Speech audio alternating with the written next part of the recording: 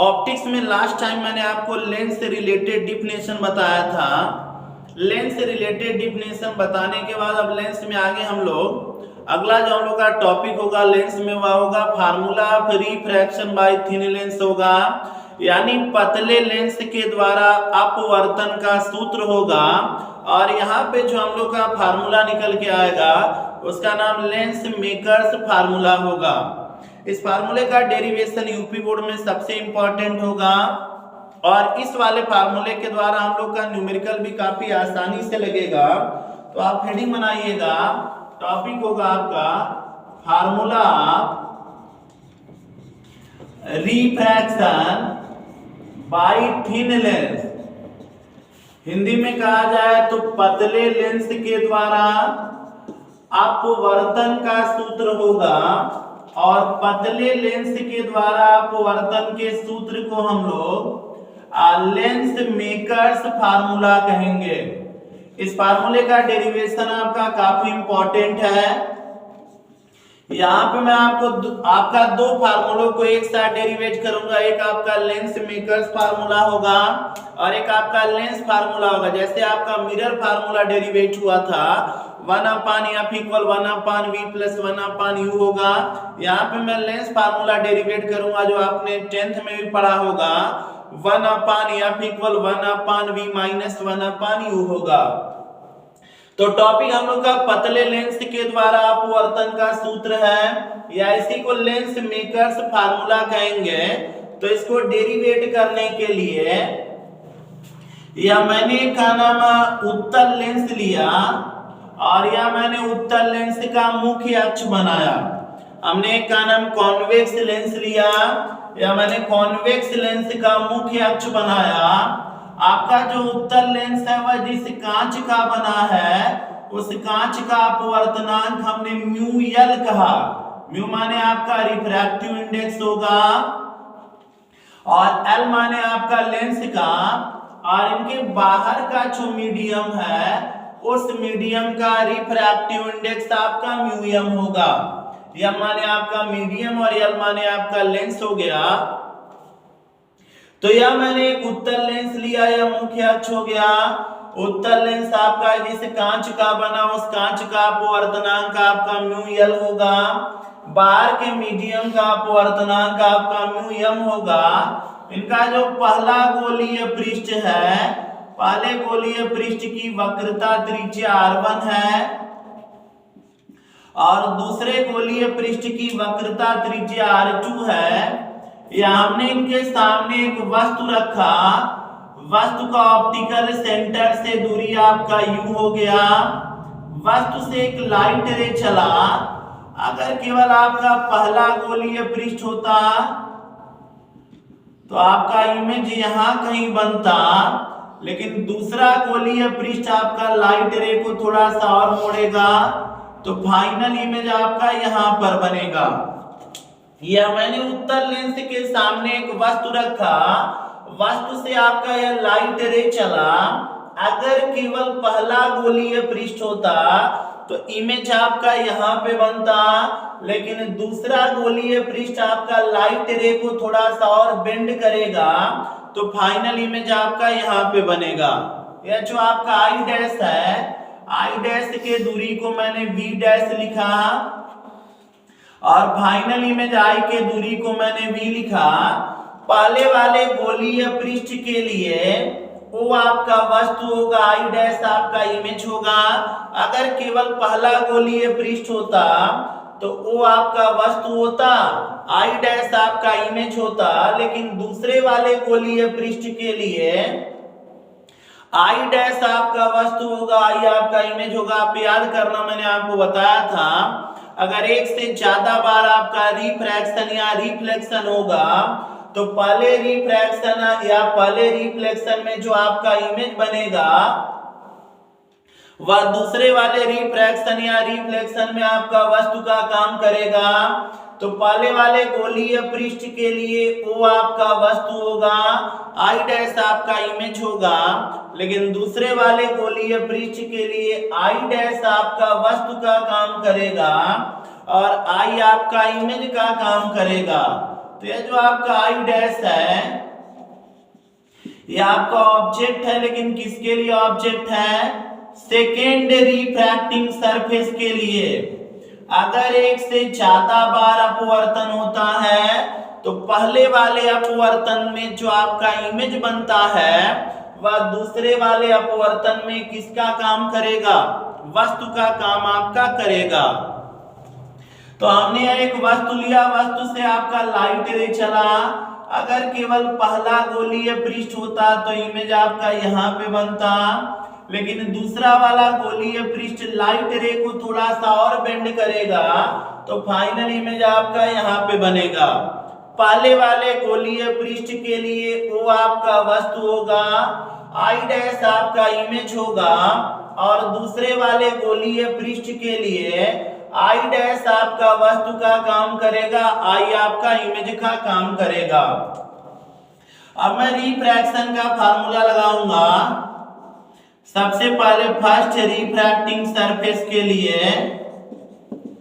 हर first refracting surface आप ध्यान देना μ2 अपान v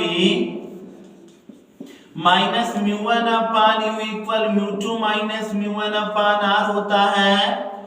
μ2 उस माध्यम का अपवर्तनांक जिसमें रे जा रहा है, और μ1 आपका उस माध्यम का अपवर्तनांक जिससे रे आपका आ रहा है।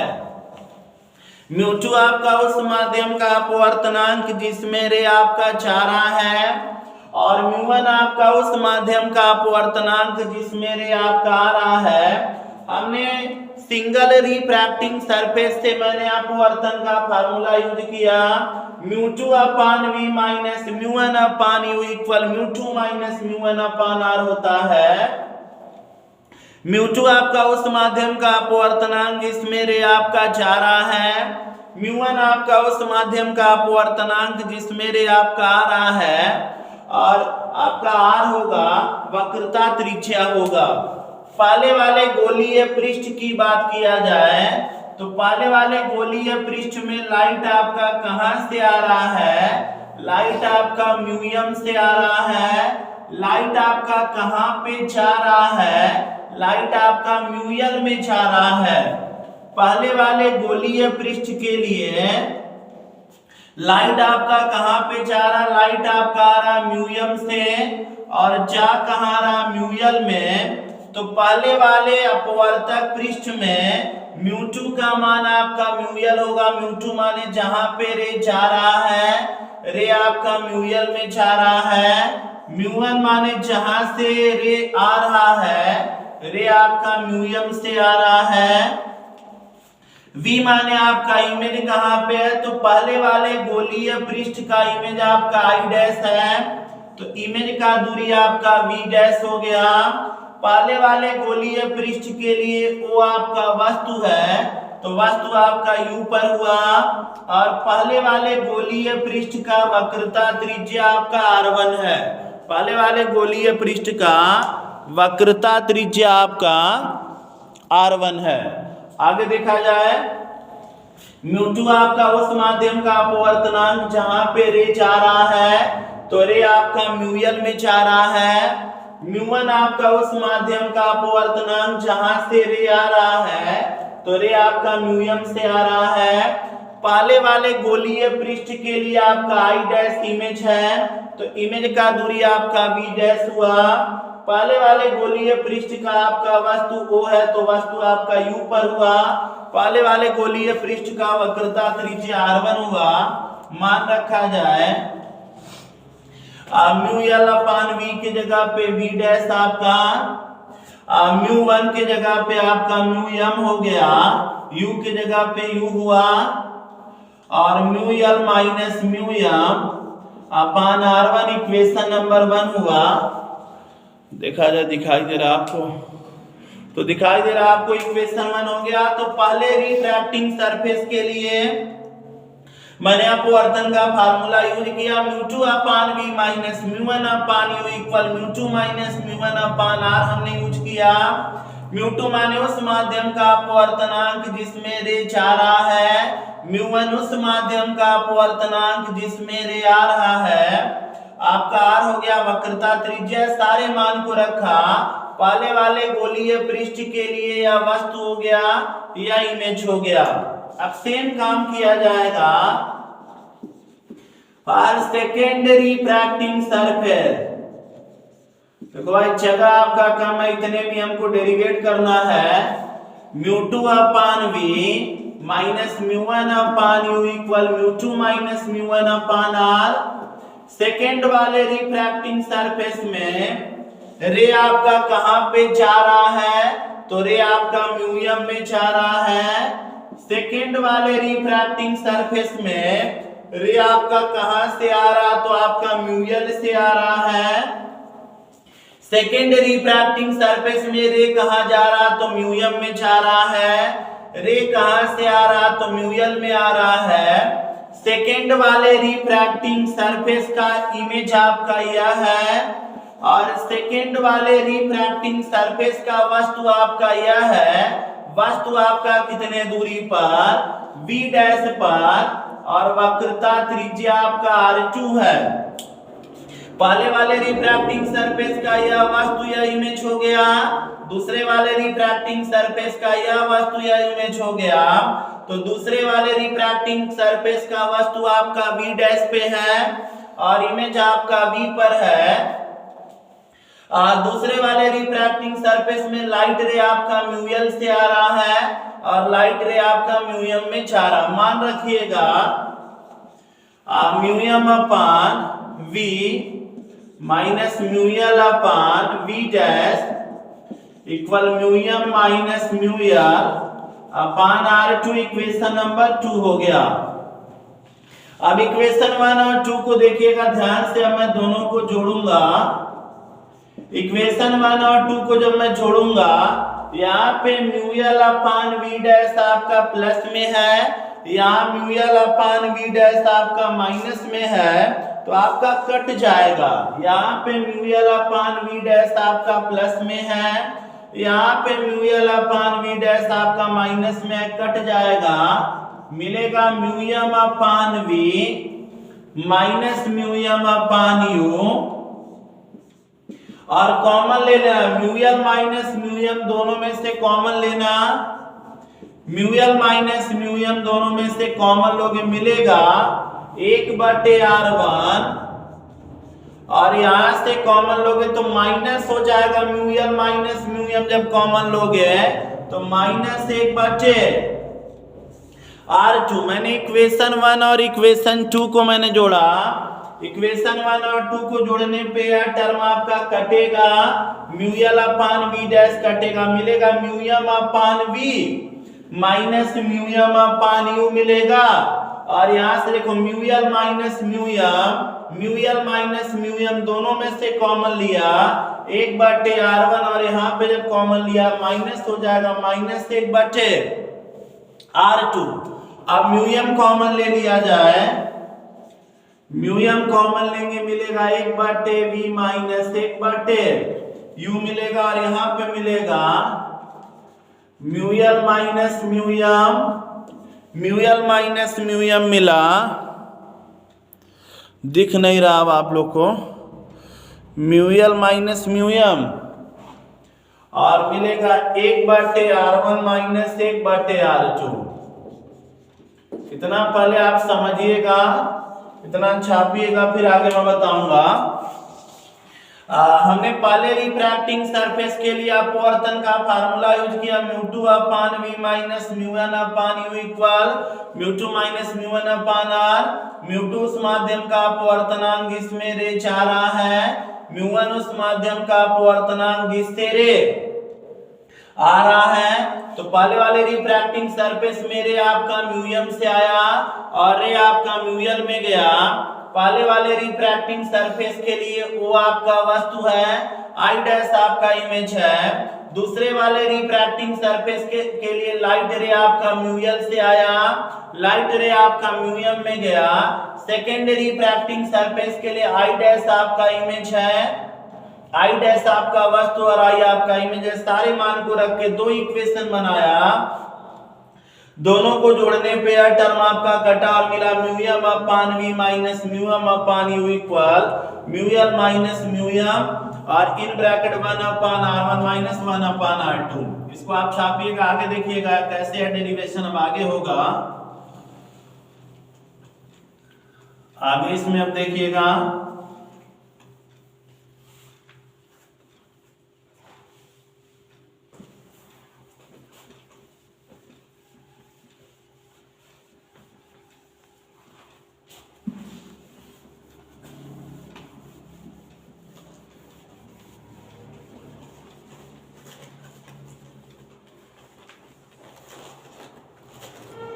आगे मैंने दोनों में म्यू एम कॉमन ले लिया,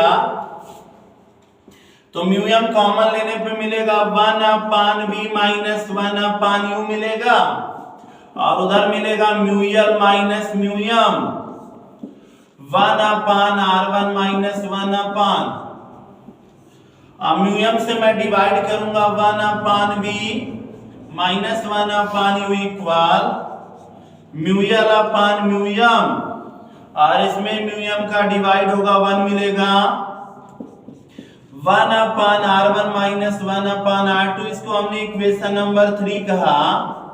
फिर आगे मैं कंडीशन लिखूंगा, अगर वस्तु आपका अनंत पर होता है, अगर u का वैल्यू आपका इनफाइनाइट होगा तो इमेज आपका फोकस पर बनता है।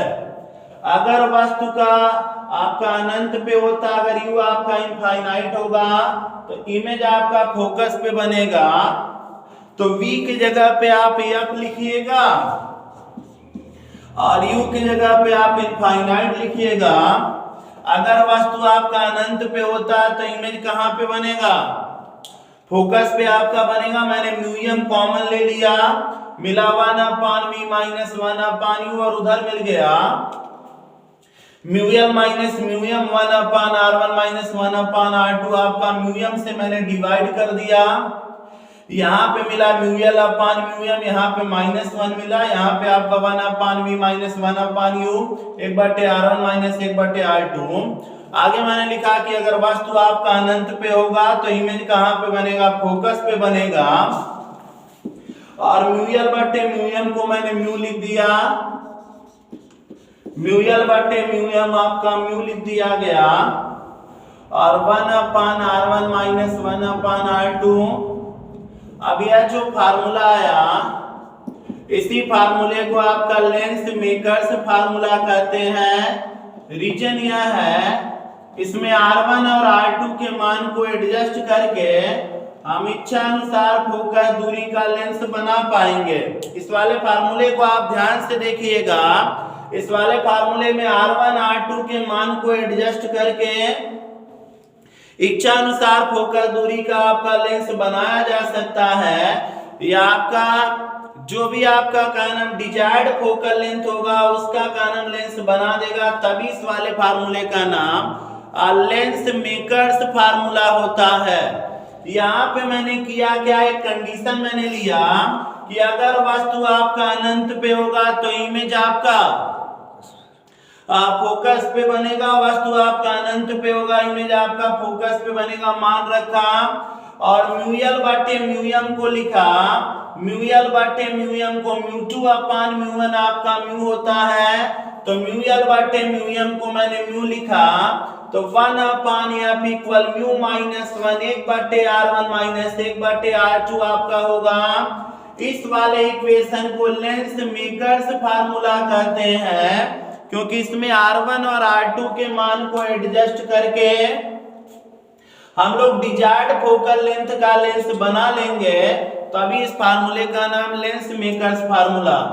फिर आगे देखिएगा लेंस फार्मूला भी मैं ही डेरिवेट करूंगा।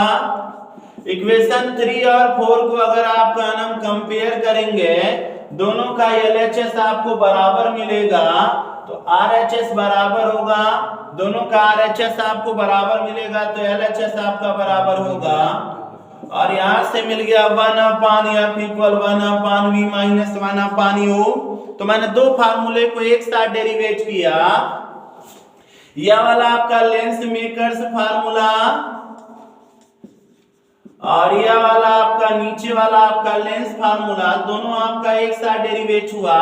इक्वेशन 3 और 4 का राइट हैंड साइड आपका बराबर है तो लेफ्ट हैंड साइड आपका बराबर होगा। वहां से मिल गया 1/f equal 1/v minus 1/u होगा। तो इस तरह आपका लेंस मेकर्स फार्मूला आपका डेरिवेट होगा। बहुत ही इंपॉर्टेंट इसका डेरिवेशन यूपी बोर्ड में है, तो इसको आपका नाम कंप्लीट कर लीजिएगा। जहां आपको नहीं समझ में आएगा आप फिर से उस वीडियो को गाना दोबारा रिपीट करके आप देखिएगा। तो लेंस मेकर्स फार्मूला आपका कंप्लीट हो गया, नोट कर लीजिएगा और इसको कुछ बार डेरिवेट करके प्रैक्टिस कर लीजिएगा।